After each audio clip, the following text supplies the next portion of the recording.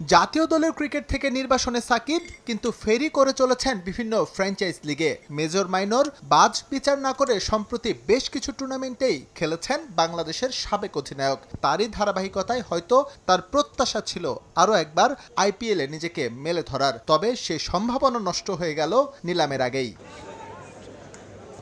গেল সপ্তাহে মিনি নিলামে নিবন্ধনকৃতদের প্রাথমিক তালিকা প্রকাশ করে আইপিএল কর্তৃপক্ষ। 1390 জনের এই লিস্টে ছিলেন সাকিব আল হাসান। ফ্র্যাঞ্চাইজদের রিভিউ শেষে এই তালিকা নামিয়ে আনা হয়েছে 350 জনে, যেখানে জায়গা হারিয়েছেন কলকাতা নাইট রাইডার্সকে জোড়া আইপিএল শিরোপা উপহার দেয়া সাকিব।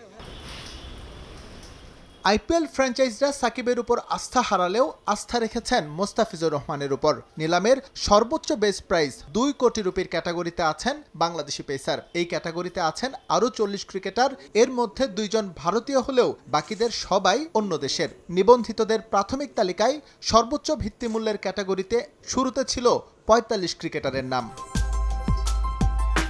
মোস্তাফিজ ছাড়াও আইপিএল নিলামের সুযোগ পেয়েছেন আরও 6 বাংলাদেশি ক্রিকেটার, যেখানে চমক দেশের হয়ে অনূর্ধ্ব-19 বিশ্বকাপ জেতা ক্রিকেটার রাকিবুল হাসান। জাতীয় দলের হয়ে অভিষেক না হলেও নিয়মিত এইচপি, ইমার্জিং এবং এ দলে তিনি খেলছেন। নিলামে এই বাঁহাতি স্পিনারের ভিত্তিমূল্য ধরা হয়েছে 30 লাখ রুপি।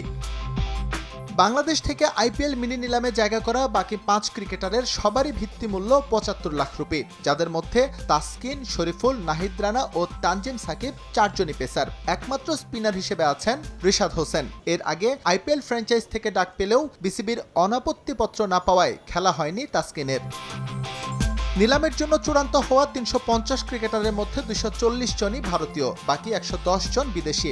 এবার সর্বোচ্চ 77 জন ক্রিকেটার দল পাবেন, যেখানে বিদেশি ক্রিকেটারদের জন্য বরাদ্দ 32টি স্লট। আগামী 16 ডিসেম্বর আবুধাবিতে অনুষ্ঠিত হবে আইপিএলের এই মিনি নিলাম। এস এম ইকবাল, সময় সংবাদ।